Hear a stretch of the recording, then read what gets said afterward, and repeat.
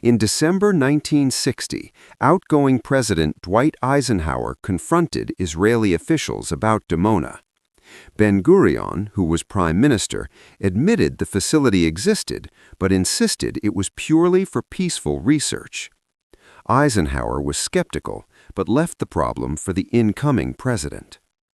John F. Kennedy became president on January 20, 1961. He inherited the Dimona problem, and he decided it was unacceptable for Israel to develop nuclear weapons.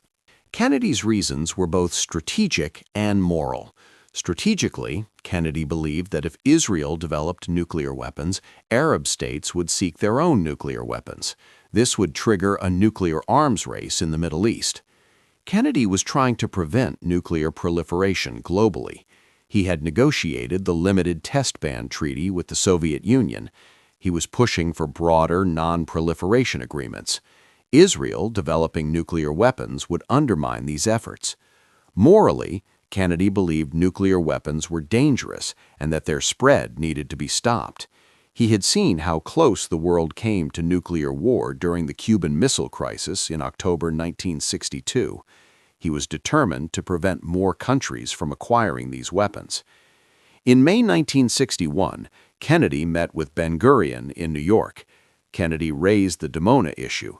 He told Ben-Gurion that the United States needed assurances that Israel was not developing nuclear weapons.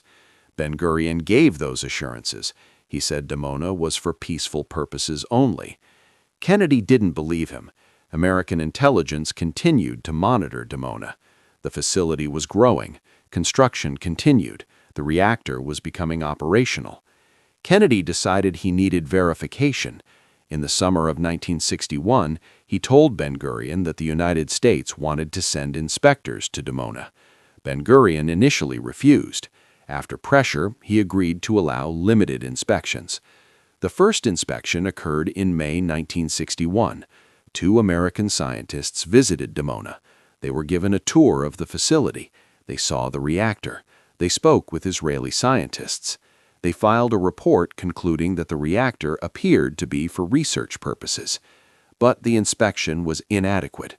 The Americans were shown only certain areas of the facility. They were not allowed to take samples. They were not allowed unrestricted access. Israeli officials controlled what they saw. American intelligence agencies were not satisfied. They believed Israel was hiding the true purpose of Dimona. They believed there were underground facilities the inspectors had not seen.